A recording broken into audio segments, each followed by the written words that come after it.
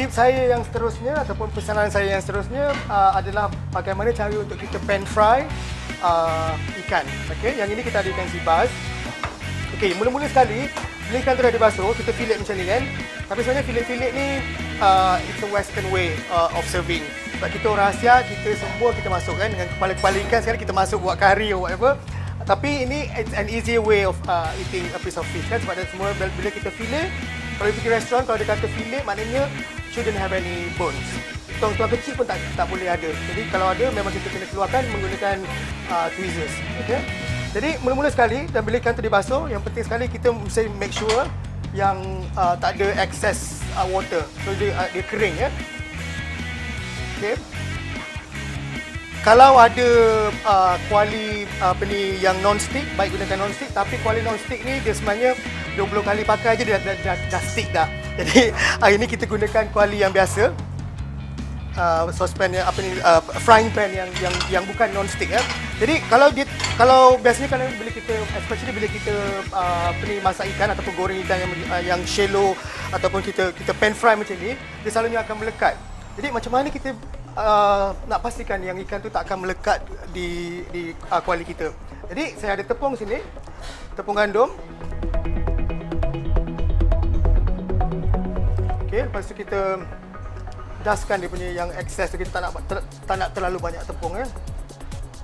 Okey. Kat sini saya ada minyak dah panas ya. Okey. Satu lagi. Ikan ni agak tebal. Sebenarnya boleh juga lepas kita goreng dalam kuali ni, kita masukkan dalam oven.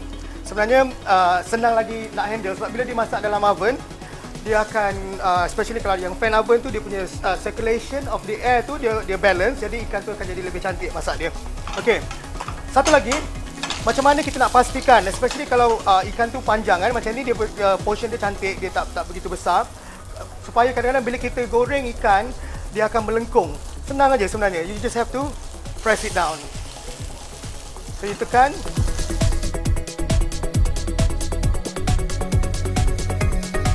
Okay, make sure api tidak terlalu kuat.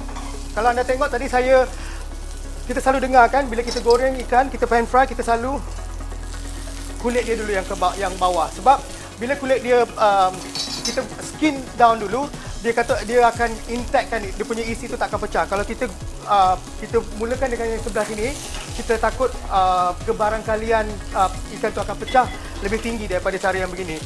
Lepas tu kita nampak warna dia. Tepung tu juga bagi membantu untuk memberi warna keperangan kepada ikan kita. Kalau anda dapat lihat, dia tak melekat langsung pun ya.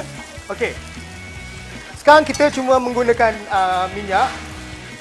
Jadi saya ada sedikit butter dekat sini.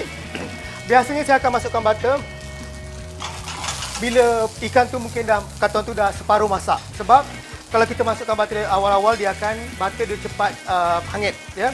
Dia tidak ada kata tu, dia punya tolerance untuk burn tu lebih tinggi, lebih rendah daripada olive oil ataupun minyak sayur yang kita gunakan. Saya akan masukkan. Okay. Butter ni ataupun mentega ni sebenarnya menambahkan rasa pada kita punya ikan dan juga dia membantu untuk mencantikkan warna ikan kita tu supaya dia perang. Lepas tu cuba basekan dia dan move it about supaya kita punya butter tidak hangit. Okay. So, seperti saya katakan, masukkan dalam oven. Ini sebab lebih kurang dalam 3 minit macam tu on each side. Sebab kalau kita masak terlalu lama, sebab seafood ataupun makanan laut, kalau kita masak terlalu lama dia jadi keras ya. Especially kalau kita menggunakan bahan-bahan makanan laut seperti sotong ataupun udang. So it defeats the purpose sebab seafood bukan satu bahan makanan yang murah. Jadi kita tak nak membazirkan kan. Okey, lebih kurang dah masak dah tu. Saya matikan api. Salad kita tadi.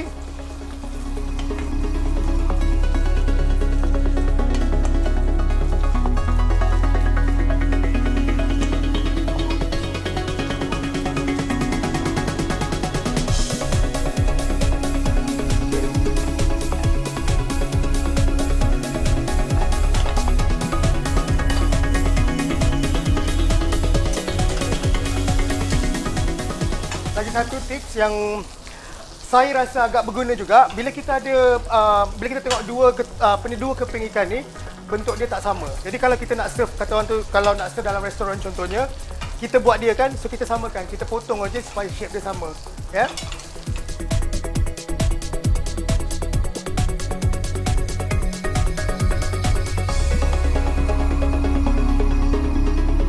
Saya akan letakkan lemon wedge ni, dan juga saya akan drizzlekan dengan sedikit olive oil.